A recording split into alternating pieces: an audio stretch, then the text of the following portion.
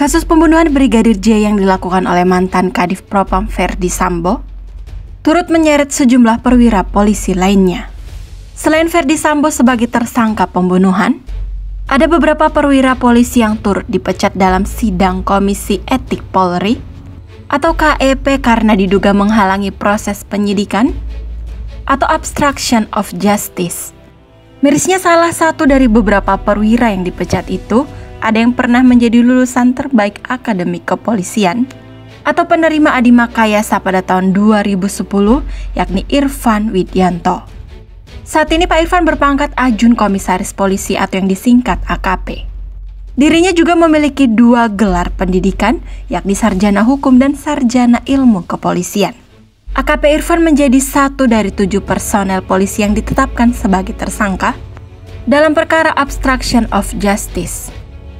Pak Irfan merupakan mantan Kepala Subunit 1 Subdirektorat 3 Direktorat Tindak Pidana Umum atau di Tipidum Badan Reserse Kriminal Polri yang telah dimutasi ke Divisi Pelayanan Markas atau Yanma, Markas Besar atau Mabes Polri.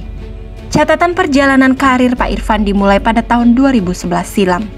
Kala itu dirinya berpangkat Inspektur 2 atau IPDA dan menjabat sebagai Kepala Subunit 2 Unit Penyidikan 3 Satuan Narkoba Polrestabes Bandung.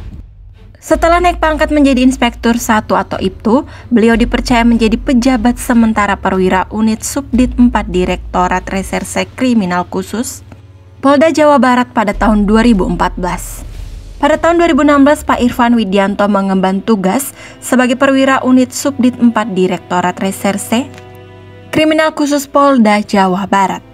Setelah itu dirinya dipindahkan ke Polda Sulbar sebagai Kepala Unit Subdit 1 Direktorat Reserse Kriminal Umum. Kemudian dirinya ditempatkan sebagai pejabat sementara Kepala Subunit 1 Subdirektorat 1 Direktorat Tindak Pidana Umum Bareskrim Polri pada tahun 2020. Selain itu, Pak Irfan juga pernah terlibat sebagai anggota Satuan Tugas Penegakan Hukum Dana Bantuan Likuiditas Bank Indonesia atau BLBI yang turut menyita aset PT Timor Putra Nasional milik Tommy Soeharto pada akhir 2021 lalu. Mutasi dan penetapan tersangka obstruction of justice tersebut diputuskan karena Pak Irfan terbukti berkomplot dengan mantan Kepala Divisi Profesi dan Pengamanan atau Kadif Propam Polri, Irjen Ferdy Sambo. AKP Irfan berperan melakukan pergantian DVR CCTV terkait kematian Brigadir J. Ironisnya kini prestasi dan karir Pak Irfan terancam hancur imbas keterlibatannya dalam perkara Ferdy Sambo.